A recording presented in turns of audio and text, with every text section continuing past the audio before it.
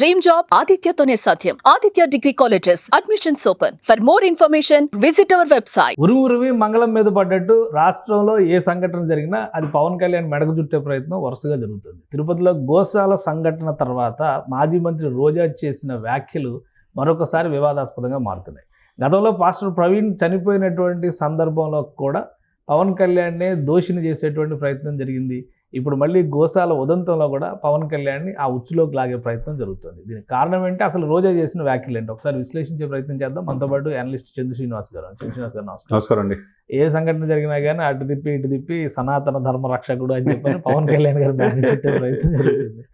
రోజా గారు చాలా రోజుల తర్వాత బయటకు వచ్చారు. సరే ఏదో రాజకీయంగా ఒక ధర్నా చేసి వెళ్తారనుకుంటే మళ్ళీ పవన్ కళ్యాణ్ గారి మీద చాలా ఘాటుగా రెస్పాండ్ అయ్యారు. ఏంటి అసలు ఆమె ఏమంది, ఎందుకు ఆయన మాత్రమే టార్గెట్ చేస్తారు? యశ్ గారు దీని అంతటి కారణం ఆయన చెప్పి మిమ్మల్ని అదపోతాలో తొక్కపోతే నా పేరు పవన్ కళ్యాణ్ సమస్య నా పార్టీ జనసేన కదని చెప్పి చేశాడు. 151ని 11 సీట్లు పరిమితం చేశాడు. మరి బాధ ఉండదా?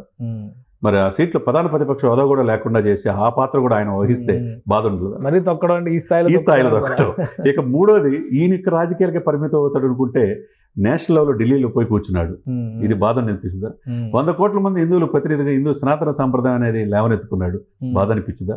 మరి ఇన్ని పరిణామాల మధ్య వాళ్ళకి మీరన్నట్టు ఉరుమురిగి అదే సారీ అన్నట్టుగా ప్రతిదానికి పవన్ కళ్యాణ్ సెంటర్ చేయడం అంటే, పవన్ కళ్యాణ్ గారు రాజకీయాల్లో ఆంధ్రప్రదేశ్ రాజకీయాల్లో ఉన్నంత వరకు వైసీపీ అధికారంలో వచ్చే అవకాశం ఏమాత్రం లేదు, కనపట్లే వాళ్ళకి.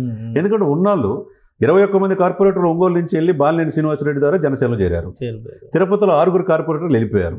చివరికి నిడదవోల్లో వైసీపీ కార్పొరేటర్ 15 మంది తీసుకెళ్తే మొత్తం మున్సిపాలిటీ కైవసం కందుకు దుర్గేశ్వర. వైజాగ్లో ఇంకో 4 లైన్లో ఉన్నారు. ఇక ఎటు చూసినా రాయలసీమ లేదు, ఉత్తరాంధ్ర లేదు, కోస్తా లేదు, మొత్తం కూడా కనుమరుగైపోయే ఒక ఇది పరిస్థితులు వైసీపీ కనపడుతుంది. మరి ఇంత దెబ్బ కొడతారని వాళ్ళు ఊహించట్లా. మరి ఇప్పుడు రోజా గారు ఇంతకీ రోజా గారు ఆట ఆడుకుందాం ఆంధ్ర ఏదో ఉంది కదా, అయిపోయినట్టు దాన్ని మీరేం ముట్టుకోవట్లేదు కదా,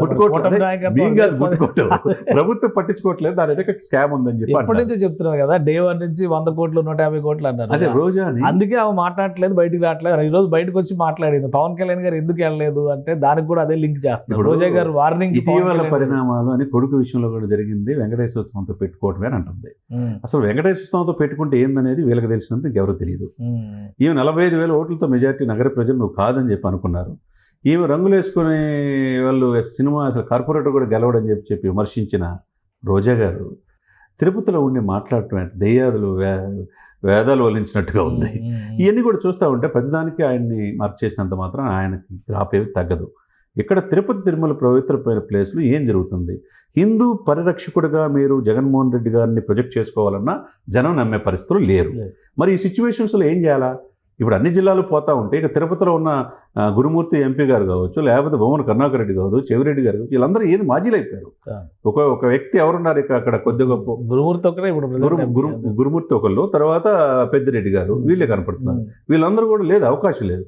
మరి ఈ సిచ్యువేషన్స్ మధ్య ఒకవైపు బీజేపీ పోరాడుతుంది భానుప్రకాష్ రూపేణ, ఇక్కడ మొత్తం వైసీపీ కుట్ర చేస్తుంది. ఒకవైపు టీడీపీ బలంగా ఉంది, ఒకవైపు అక్కడ ఉన్న వైసీపీ జనసేన. ఒకటి, ఇప్పుడు ఇన్సిడెంట్ జరిగిన తర్వాత పవన్ కళ్యాణ్ గారు ఇప్పుడు మార్క్ శంకర్ సర్వైవ్ అయిన తర్వాత ఆయన సురక్షితంగా ఇంటికి తీసుకొచ్చిన తర్వాత అన్నా లెజినోవా గారు కూడా వెళ్ళి మొక్కు తీర్చుకున్నారు. అంటే వాళ్ళకి దేవుడి మీద ఉన్న భక్తిని చాలా క్లియర్గా ఎస్టాబ్లిష్ చేశారు.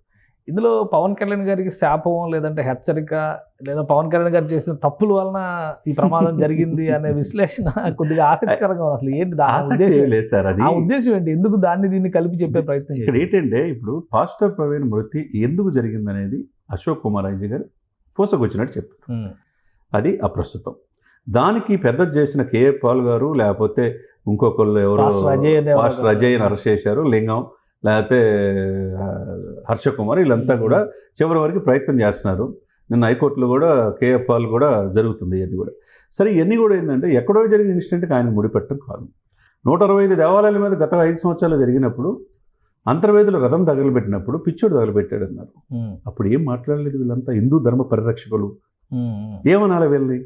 వీళ్ళంతా ఏంటంటే ఇప్పుడు ఆ అవకాశం అందిపుచ్చుకొని ఏదో మాట్లాడాలని మార్క్ శంకర్కి ఈ పరిణామాలు దానికి పవన్ కళ్యాణ్ గారు దానికి పవన్ కళ్యాణ్ని ఇది చేసుకుంటే ఎంతవరకు సమంజసం? అసలు మీకోసం మీ అపవిత్రమైన లడ్డు కోసం ఆయన 11 రోజులు పాశ్చాత్య దీక్ష కాలినడకని వెళ్ళి చేయటం అవసరమా? ఈ హిందూ సమాజం కోసం చేశాడు తప్పితే తన బిడ్డ కోసం కూడా చేయాల. ఇప్పుడు ఆ బిడ్డ కోసం అన్నాలజనో వెళ్ళి బొక్కు తెచ్చుకొని తలనీలాలు సమర్పిస్తే రోజా గారు తలనీలాలు సమర్పించమని నమ్ముతారు? హిందూ ధర్మ పరిరక్షణకి జగన్మోహన్ రెడ్డి గారు రోజా గారు చిత్తశుద్ధితో ఉన్నారని ప్రజలు విశ్వసిస్తారు. ఇద్దరు తలనీలాలు ఇవ్వాలా, రోజా గారు ఇస్తే సరిపోతుంది. రోజా గారు ఇస్తే సరిపోతుంది. అదేవిధంగా భారతి గారితో పోయి జగన్మోహన్ రెడ్డి గారు పట్టు వస్త్రాలు ఇప్పటికైనా సమర్పించమనండి. దేవుడి మీద 5 సంవత్సరాలు నమ్మకం లేదు కదా, ఇంట్లో సెట్ చేసుకొని చేసుకున్నారు కదా, భారతి గారిని తీసుకెళ్లి పట్టు వస్త్రాలు సమర్పించుకొని అక్కడ పవన్ కళ్యాణ్ గారు భార్య అన్నాలజనలాగా డిక్లరేషన్, వాళ్ళ కూతురులాగా డిక్లరేషన్ సంతకం పెట్టమనండి. నమ్ముతారు హిందూ సమాజం. అంతేగాని హిందూ ధర్మ పరిరక్షకుడు మా జగన్మోహన్ రెడ్డి గారిని ప్రచారం చేసుకున్నంత మాత్రాన, తిరుమలలో అపవిత్ర జరిగిందని వీళ్ళు ఇచ్చేసి ర్యాలీలు చేసి రోడ్డు మీద పడుకున్నంత మాత్రాన ఎండలో కింద షర్టుతో పాటు లోపల బాడీ అంతా ఖాళీ చర్మం ఊడే పరిస్థితి ఉంటుంది తప్పితే ఏ ఉపయోగం లేదు. కాబట్టి ఇది కనీసం ఇది మతాల మధ్య కులాల మధ్య చుచ్చిపెట్టే పనిలో మానుకొని ప్రజలకు ఎందుకు 151 నుంచి 11 పరిమితం అయిపోయాము? చివరికి పవన్ కళ్యాణ్ గారిని నువ్వు అసలు అడుగు పెడతావా, నువ్వు అసెంబ్లీ గేటు కూడా దాటలేను అని చెప్పన్నారు రోజా గారు. రోజా గారు వెళ్ళే పరిస్థితి ఏమైపోయారు? ఆమె అసలు గేటు కాదు, ఆమె ఇంటి గేటు దాటి పరిస్థితిలో ఉన్నారు. సరే ఇవన్నీ ఏంటంటే దేవుడు చూస్తూ ఉంటాడు. దేవుడికి అపవిత్రమైతే కలియుగ దేవ వెంకటేశ్వర స్వామి ఎప్పటికప్పుడు వాళ్ళకి ఇచ్చే అవకాశం స్పష్టంగా శుద్ధి చేస్తాడు. No doubt at all. Venkateswara స్వామికి ఎవరు చెప్పాల్సిన పని లేదు, ఆయన చూసుకుంటాడు. చాలా సందర్భాలు ఉన్నాయి కూడా మనం చూసిన సందర్భాలు అనేకం అనమాట.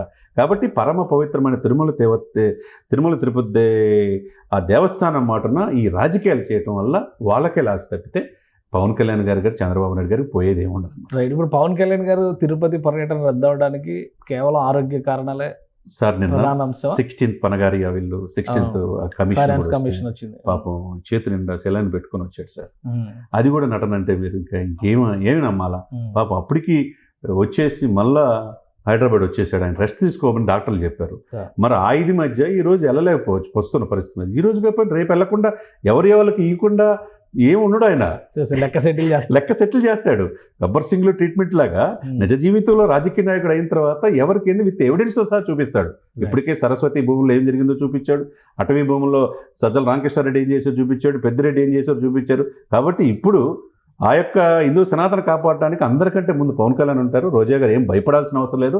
అన్నిటికీ లెక్కలు చేర్చే ఇదిలో పవన్ కళ్యాణ్ గారు వస్తారు. రైట్. థ్యాంక్ యూ చంద్ర శ్రీనివాస్ గారు. ఇది రోజా గారు చేసిన సవాళ్ల విషయంలో అనవసరమైన ఉలికిపాటు ఎక్కువ కనిపిస్తుందని చంద్ర శ్రీనివాస్ గారు విశ్లేషిస్తున్నారు. ఇక నిజంగా చిత్తశుద్ధి ఉంటే, హిందూ ధర్మం పైన ఆసక్తి అనురక్తి ఉంటే ముందు రోజా గారు తలనీలాలు సమర్పిస్తే ప్రజలు నమ్మే అవకాశం ఉంటుందని హెచ్చరిస్తున్నారు చంద్ర శ్రీనివాస్ గారు. ఇది స్పెషల్ డిస్కషన్. Keep watching.